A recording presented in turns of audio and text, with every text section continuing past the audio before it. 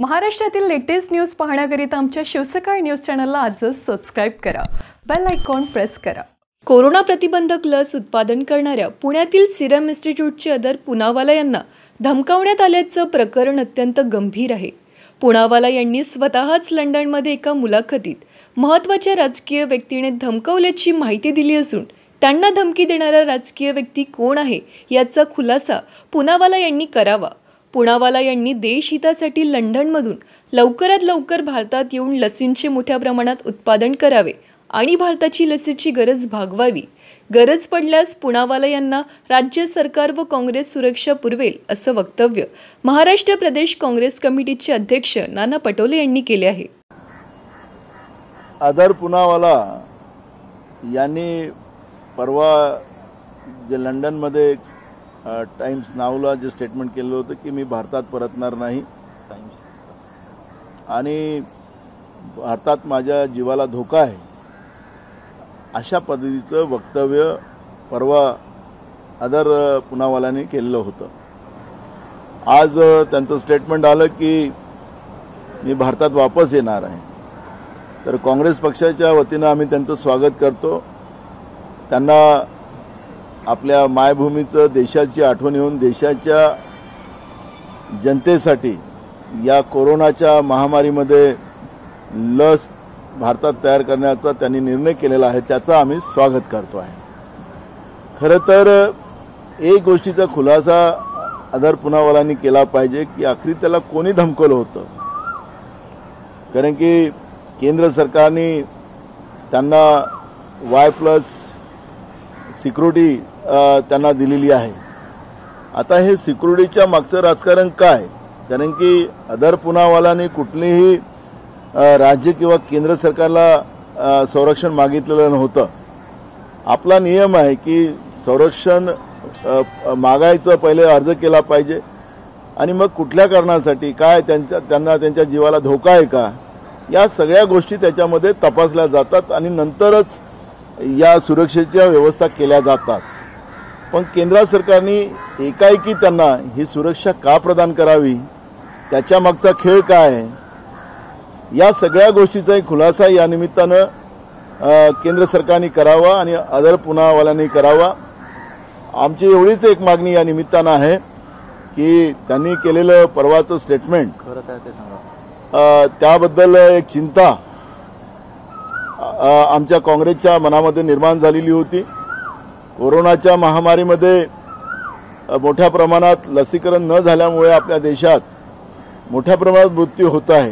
केंद्र सरकारच्या नियोजन शून्यतेच्यामुळे हे सगळे परिणाम आपण पाहतो आहे आणि म्हणून कालही माननीय सुप्रीम कोर्टाने केंद्र सरकारला काही सूचना केलेल्या आहेत, त्याच्यात लसीच्या बाबतच्या महत्त्वपूर्ण सूचना केलेल्या आहेत आणि अशा या परिस्थितीत तातडीनं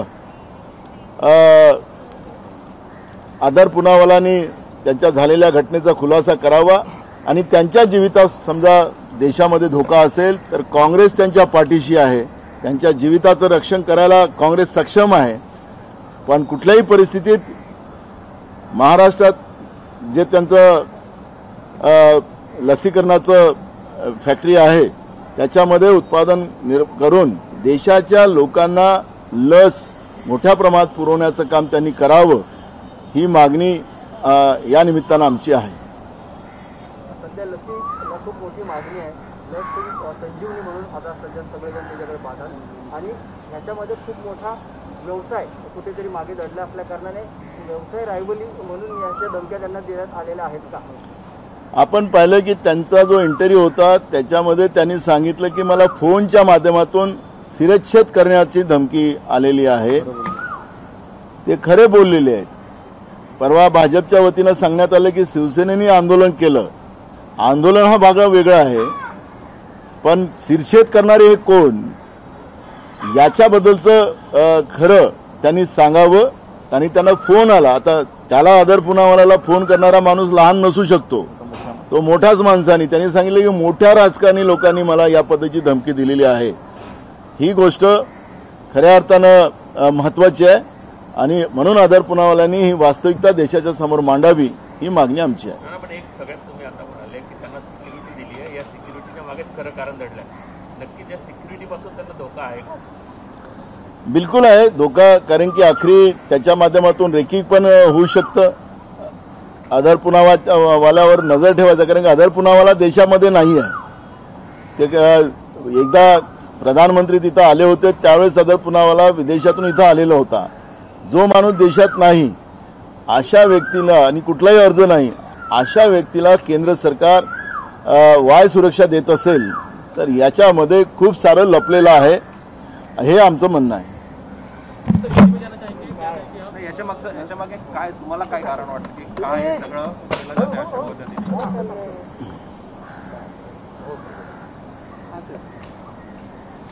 खरं तर दोन गोष्टी आहेत याच्या मागे. ज्या पद्धतीनं एका वस्तूच्या 3 किमती, म्हणजे केंद्र सरकारला 150 रुपये, राज्याला 400 रुपये आणि खाजगीला 600 रुपये जे किंमत ठरवण्याचं काम केंद्र सरकारच्या वतीनं जे जारी झालं, याच्यामध्येच मोठं गुपित आहे. हे कमिशनचं चक्कर आहे का, हाही प्रश्न त्याच्यामध्ये येतो. आज लोकांच्या जीवाचा प्रश्न आहे, आणि अशा वेळेस समजा केंद्रातलं सरकार या पद्धतीचं हे राजकारण करत असेल तर याची नोंद आता देशातली जनता घ्यायला सुरुवात केलेली आहे. नाना, हिंदी में जानना चाहेंगे कि अदर पूनावाला की पहले उन्होंने किसी प्राइवेट चैनल के इंटरव्यू में कहा कि वो नहीं आएंगे, फिर उन्होंने कहा कि आएंगे. कांग्रेस की क्या भूमिका है? देखो, लंदन में अदर पूनावाले ने जो स्टेटमेंट किया था कि मैं अब इंडिया वापस नहीं आऊंगा, और इसलिए कांग्रेस को उसकी चिंता हुई, यानी कि देश की सरकार ने जो कोविड शील्ड बनाने का जो कॉन्ट्रैक्ट उनको दिया था और ज़्यादा से ज़्यादा सप्लाई उनकी इस वैक्सीनेशन में होने वाली थी, लेकिन ये निर्णय के वजह से हम लोगों ने जो भी उनको, क्योंकि उनके स्टेटमेंट में उन्होंने कहा था कि मेरा सिरछेद करने वाले हैं और मुझे बड़े नेताओं ने धमकी दी है, ऐसा जो वक्तव्य उनका आया, तो हमने उनको ये आपके माध्यम से ये बताना चाहते कि देश में उनको कोई भी हाथ नहीं लगाएगा. आज देश के लिए, देश की जनता को बचाने के लिए उन्हें वैक्सीनेशन का काम इंडिया में ही करना है. इंडिया के लोगों को वैक्सीनेशन देना है और उनकी जानें बचाना है. उनको कुछ भी हो तो कांग्रेस उनके साथ रहेगा, उनकी पूरी सुरक्षा का जवाबदारी कांग्रेस लेंगी. लेकिन उनका जो वक्तव्य था कि हमें बड़े नेताओं ने धमकाया है, तो ये नेता कौन है, किसने धमकाया उनको, ये भी बात सामने उन्हें लाना चाहिए. उन्हें आज ही उनका इंटरव्यू में पढ़ रहा था, तो उन्हें कहा कि मैं हिंदुस्तान में वापस आ रहा हूँ, तो हम उसका स्वागत करते हैं. लेकिन जो सुरक्षा केंद्र सरकार ने Y+ उनको दी है, जो हिंदुस्तान में नहीं है, ऐसे समय में उनको, और कोई एप्लीकेशन भी उनने ना राज्य सरकार को दी है ना केंद्र सरकार को, डायरेक्ट केंद्र सरकार इस तरह की वायु सुरक्षा कैसी दे सकती है, यह भी प्रश्न है. उसके पीछे क्या छुपा है, यह भी वास्तविकता जनता के सामने आना चाहिए, यह मांग हमारी है. कौन व्यक्ति हो सकते हैं इस तरीके की धमकी देने वाले, क्योंकि हो सकता है महाराष्ट्र के ही कुछ नेता हों, क्योंकि उनकी कंपनी यहाँ पर है, वो स्टैब्लिश यहाँ पर है. किस तरीके से आप उनके स्टेटमेंट में जो पढ़ा है, उनके स्टेटमेंट में कहा कि देश के बड़े नेताओं ने मुझे धमकी दी है, तो इसमें महाराष्ट्र के नेता हो ही नहीं सकते. दूसरा महत्वपूर्ण सवाल ये है कि जिस तरीके से कंपनियों ने रेट्स गिराए हैं अपने वैक्सीनेशन या वैक्सीन के, तो क्या लगता है कि पहले ज़्यादा रेट में बेचने की तैयारी थी, अब उसे कम किया गया क्योंकि बाहर की कंपनियां भी आ सकती हैं? देखो, देश में ऐसे पेंडेमिक में देश की सरकार ने, केंद्र सरकार ने ये पूरी जवाबदारी लेना चाहिए थी, लेकिन देश के प्रधानमंत्री जी ने कहा कि राज्यों ने अब ये जवाबदारी लेना चाहिए.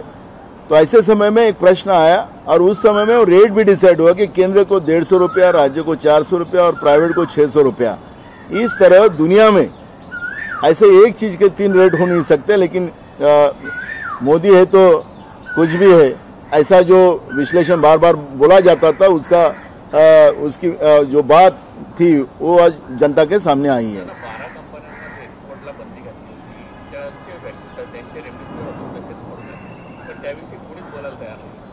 खरं तर ज्या रेमडेसिवीरच्या बाबतची भूमिका मांडली गेली होती त्याच्यावर विरोधी पक्षाच्या वतीनं दबाव आणला होता की देशातली लोक मरतात आहेत आणि तुम्ही विदेशात हे पाठवतात, तर या सगळ्या रेमडेसिवीर असतील की वॅक्सिन असतील या सगळ्याच्या सगळ्या एक्सपोर्ट थांबवला पाहिजे.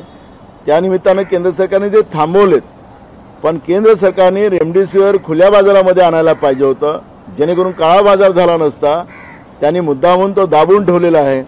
त्याचं मुद्दामून त्याचं कंट्रोल करून ठेवून आपल्याला केंद्र सरकारच्या माध्यमातून जी सप्लाई, कारण की आपल्याला माहीत असेल की महाराष्ट्रामध्ये 4,38,000 रेमडेसिवीरचं इंजेक्शन देण्याचं 30 एप्रिलपर्यंत केंद्र सरकारने मान्य केलेलं होतं, पण 30 एप्रिलपर्यंत केंद्र सरकारने फक्त 2.5 लाख रेमडेसिवीरचं इंजेक्शन महाराष्ट्राला दिलेत आणि त्याच्यामुळे राज्यात, हे फक्त महाराष्ट्रात नाही देशामधली ही परिस्थिती निर्माण झाली आणि रेमडेसिवीरचा मोठ्या प्रमाणात काळा बाजार झाला आणि त्या काळा बाजारमुळे पहिलेच कोरोनामध्ये त्रस्त असलेले लोक आणि त्याच्या परिवाराच्या लोकांचे मोठ्या प्रमाणात खिसे कापले गेलेत. या सगळ्या गोष्टीचं पाहिलं तर याला केंद्र सरकारच जबाबदार आहे. मुद्दामून या पद्धतीची ही प्रक्रिया केलेली आहे. गेल्या 4 दिवसापासून महाराष्ट्राचा लसीचा पुरवठा पूर्णतः बंद झाला आहे, त्यामुळे अनेक ठिकाणी आता महाराष्ट्रामध्ये लसी उपलब्ध नाहीये. तर कुठेतरी असं वाटतं की केंद्राने सांगितलं की लसीकरणाचा उत्सव साजरा करावा आणि एकीकडे लसी नाही.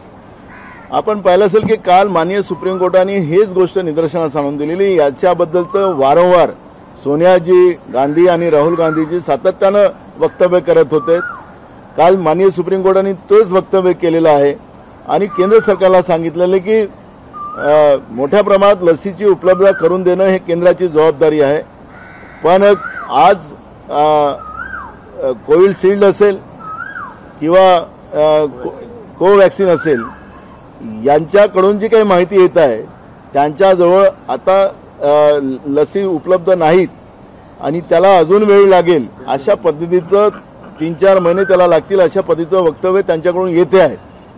म्हणून आम्ही वारंवार सांगतो की केंद्र सरकारच्या चुकीच्या नियोजनामुळे देशातल्या लोकांचा जीव जातो आहे.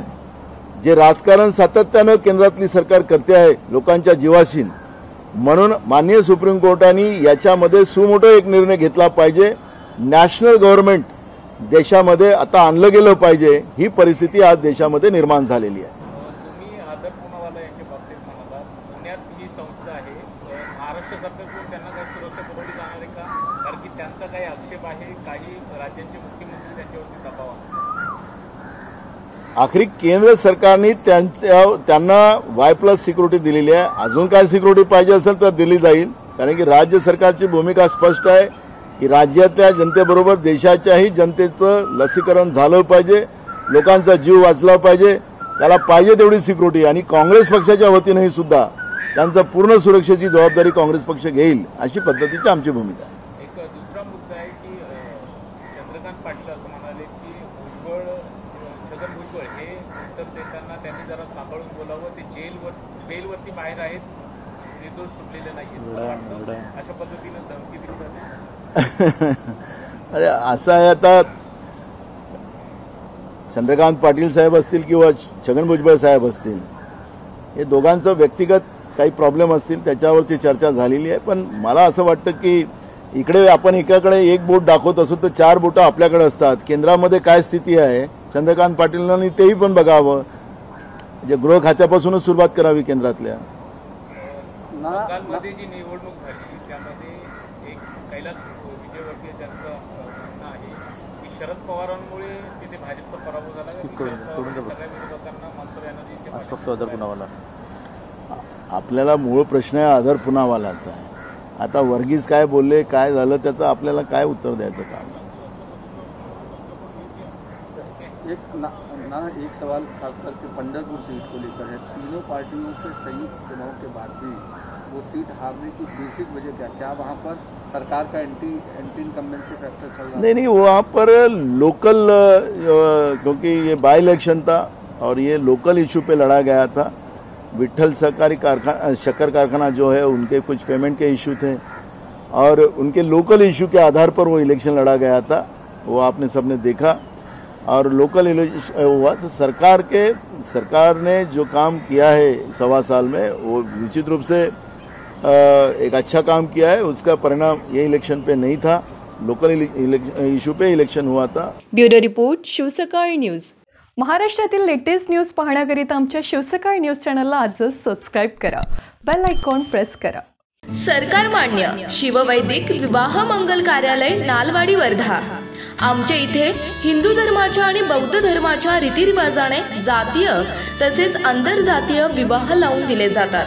तसेच लग्न लावून दिल्याबाबतचे प्रमाणपत्र दिले जाते। संपर्क संचालक रोशन ठाकूर, मोबाईल क्रमांक 7809 49 14 91 88 88 00 91 80। आमचा पत्ता वर्धा नागपूर रोड, महिंद्रा शोरूम जवळ, नालवाडी तालुका, जिल्हा वर्धा।